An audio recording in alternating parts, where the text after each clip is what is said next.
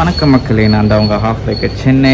ஒரு வழியாக என் வண்டிக்கு பார் அண்ட் மிரர் வாங்கியாச்சு. ஜாவாவில் உள்ளது. இதை வாங்குறதுக்கு பட்ட அவஸ்தைன்னா எனக்கு ஒற்றை தான் தெரியும். இதை என் வண்டியில் எப்படி மாட்டலான்றத பார்க்க போகிறோம். இதுதான் ஜாவா மிரர். இது ஆலன் கீ போல்ட் வச்சு போடுறது. இது டைரக்ட் ஃபிட் கிடையாது. எல்லோரும் போல்ட் வெல்டு பண்ணி தான் இதில் போடுறாங்க. ஆனால் நம்ம புதுசாக ஒரு மெத்தட் ட்ரை பண்ண போகிறோம். அது சக்ஸஸ்ஃபுல்லாக ஒர்க் ஆகுமா இல்லையான்றதை தான் நம்ம இப்போ பார்க்க போகிறோம். கையில் ஒன்று தான் இருக்குது, இன்னொன்று அந்த டப்பா கூட இருக்குது. ஓகே, ஸோ ப்ரொசீஜர் ஸ்டார்ட் பண்ணி பார்ப்போம்.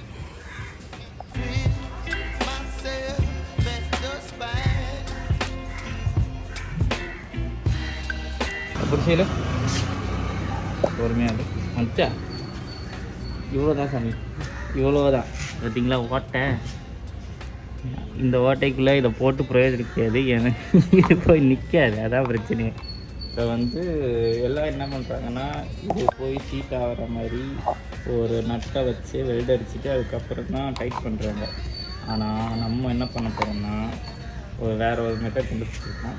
இது வரைக்கும் ஒருத்தர் ட்ரை பண்ணியிருக்காரு, இன்ஸ்டாகிராமில் இருக்கார். அவர் சேனல்லாம் எதுவும் இல்லை, பட் என் பைக் வச்சுருக்காங்க. ஸோ ஃப்ரெண்ட் ஆகிட்டார். இந்த மாதிரி ஒரு வாஷர் இருக்குது. இது பேருன்னு தெரியல, இதை சொன்னார். சரி, ஏதோ ஃபிட்டிங். ஸோ இதை உள்ளே இன்சர்ட் பண்ணிவிட்டு டைரெக்டாக அதை மாட்டிடலான்னு சொன்னாங்க. அதுக்காக இதை வாங்கி வச்சு 1 வருஷம் ஆகுது. அதுக்கப்புறம் ஒரு பல மாதமாக இதை வாங்கிறதுக்கு ட்ரை பண்ணி இப்போ தான் ஒரு வழியாக கிடச்சிருக்கு. இதை நான் எப்படி வாங்கினேன், எங்கே வாங்கினேன்றதை நான் சொல்கிறேன். இது கொஞ்சம் பழசாக தான் தெரியும். இது கொஞ்சம் பழசாக தான் தெரியும், ஏன்னா இது புதுசு கிடையாது, பட் யூஸ்டு தான். இருந்தாலும் நான் எக்ஸ்பிளைன் பண்ணுறேன். இதை எப்படி மாற்றுறது நான் ஆராய்ச்சி பண்ணிட்டு காட்டுறேன். WD-40 போட்டு க்ளீன் பண்ணியாச்சு. இதை உள்ளே போட்டால் என்ன ஆகும்? இப்போ இது என்ன பண்ணுறது? 6.5 hours later. ஸோ இந்த எக்ஸ்டென்ஷன் ஏதோ ஸ்பேசஸ் வாங்கினீங்கன்னா உங்கள் பேக்கேஜிங்கில் இப்படி தான் இருக்கும். அதாவது இந்த டைரெக்ஷனில் தான் எல்லாம் இருக்கும்.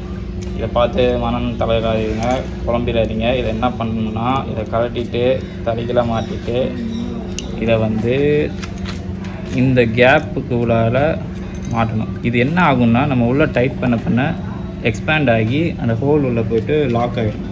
இதுதான் மெத்தட். இதை கண்டுபிடிக்கிறதுக்கு எனக்கு 1 hour ஆகிடுச்சு. ஸோ இப்போ நான் எப்படின்னு காட்டுறேன். 2 சைடுக்கும் ஒரே மாதிரி தான் இருக்குது. எல்லா சார்ஜஸ் தனியாக கிடையாது. ஸோ சேம் தான். நம்ம இங்கே போட்டோமா, இந்த இது பார்த்திங்கன்னா தெரியும், இதில் லாக் ஆகிடுச்சு. இது கையாலே டைட் பண்ணிடலாம். ஓவர் டைட் பண்ணிங்கன்னா எக்ஸ்பேண்ட் ஆக ஆரம்பிச்சிடும், அப்புறம் உள்ளே தள்ள முடியாது.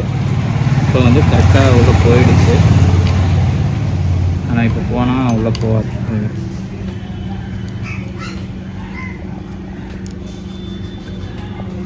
ஜஸ்ட்டு போய் சீட் ஆகிற மாதிரி டைட் பண்ணிட்டீங்கன்னா உள்ளே தள்ளிடலாம். உள்ளே தள்ளிட்டு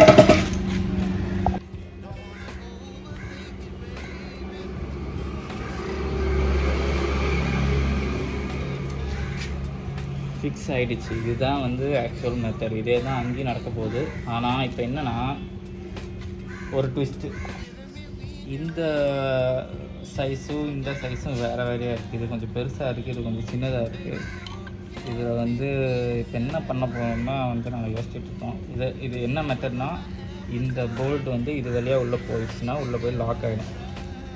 இவ்வளோதாங்க மேட்ரு தான். ஆனால் இந்த போல்ட் இதுக்குள்ளே போக மாட்டேங்குது.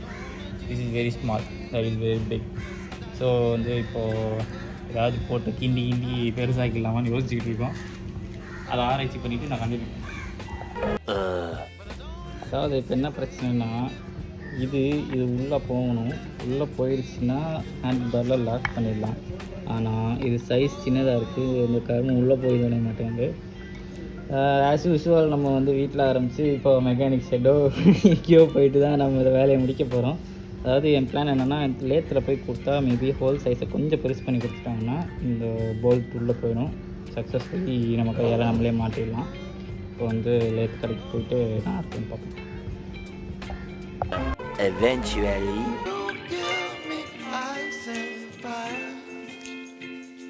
You're chilling in the rain. You're some kind of butterfly. Baby, you give me midnight. You whip up my appetite. Don't leave me high and dry. Baby, you give me ice and fire. சக்ஸஸ்ஃபுல்லாக மாட்டிட்டோம். என்ன பண்ணியிருக்கோம்னா லேத்தில் போயிட்டு Java மிரரில் இருக்கிற ஹோலை பெருசு பண்ணிவிட்டு நம்ம வாங்கியிருக்கிற ஸ்பேஸரில் உள்ள நட்டை வந்து வச்சு லாக் பண்ணியாச்சு. சக்ஸஸ்ஃபுல்லி வெல்டிங் பண்ணாமல் வேலையை முடிச்சாச்சு. ஆனாலும் கடைக்கு போகிற ஒரு சுச்சுவேஷன் வந்துடுச்சு. அது தவிர்க்கவே முடியலை. இப்போ என்ன ஆனால் ஃபினிஷிங் டச்சு இந்த இதெல்லாம் இருக்குது. இதை வச்சு க்ளோஸ் பண்ணிட்டா கொஞ்சம் பார்க்க நீட்டாக இருக்கும். அண்டு நான் மிரரை வந்து இப்படி பொசிஷன் பண்ணாமல் கொஞ்சம் கீழே இருக்கிற மாதிரி பொசிஷன் பண்ண போகிறோம். ஸோ மாட்டிட்டு காட்டுறேன். ஒருத்தன் டான்ஸ் ஆடிட்டு ஒரு வழியாக என் ஆசையை நிறைவேற்றியாச்சு. பாரன் மிரர்ஸை போட்டாச்சு. எப்படி இருக்குது ஃப்ரான்ஸ்? வியூ கரெக்டாக இருக்குல்ல நீ ஓட்டுறப்போ?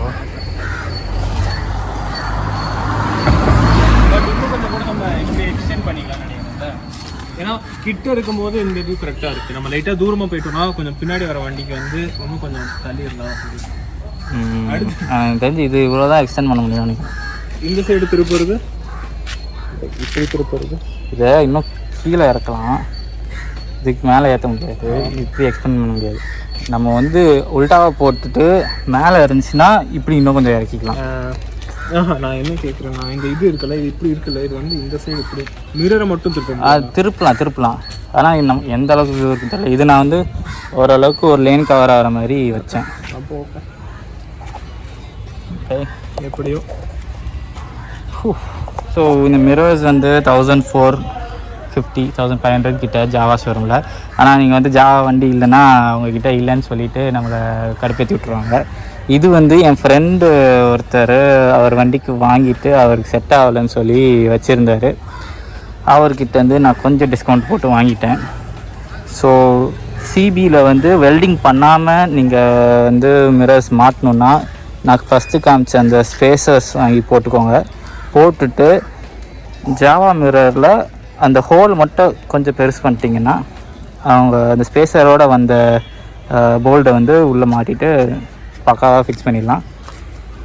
இதுக்கு வந்து வெல்டிங் தேவையில்லை. ஸோ வண்டி பார்க்க செமையாக இருக்குது. வேறு ஒரு வீடியோவில் நான் வந்து வியூ எப்படி இருக்குன்ட்டு ஒரு மோட்டோ வ்ளாக் மாதிரி போட்டு வீடியோ போட்டுருவோம். ஓகே, ஒரு ஷார்ட் அப்டேட் ஃப்ரெண்ட்ஸ். பாரன்ஸை நான் வந்து உல்ட்டா பண்ணி போட்டிருக்கேன். இதுக்கு 2 காரணம் இருக்குது. அதாவது ஒன்று வந்து என்னென்னா, இதில் ஒரு டம்மி ஒன்று வரும் ஜாவா மிரர்ஸில். அது வந்து வாஷர்ஸோடு வருது. அந்த வாஷர்ஸ் என்னாச்சு, சரியாக சீட் ஆகாமல் வைப்ரேட் ஆகிட்டே இருந்துச்சு. அதனால் டம்மியே தூக்கிட்டேன் நான். இதுவே பார்க்க நல்லா தான் இருக்குது. ஸோ எடுத்துட்டேன்.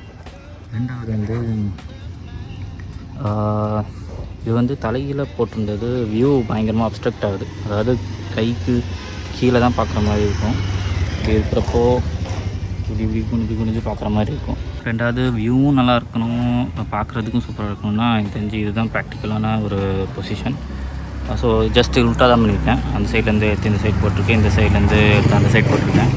இப்போ வந்து எனக்கு நல்லாவே தெரியுது. ஒரு லேன் தெரியுது, பாதி லேன் தெரியுது. என்னோடய பாடி எதுவுமே தெரியல. ஸோ இதுதான் வேணும். நார்மல் ஸ்டாக் மிரர்ஸில் என் ஷோல்டர்ஸ்லாம் மறைச்சிட்டு இருந்துச்சு. ஸோ எனிவேஸ் இது சின்ன அப்டேட் தான். இதே வீடியோலேயே போட்டு முடிச்சிடலான்ட்டு இருந்தேன்.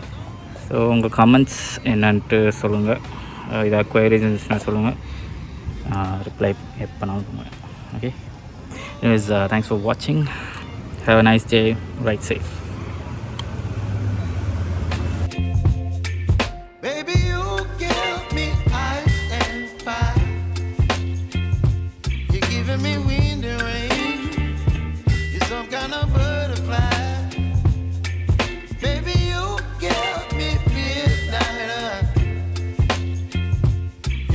My appetite.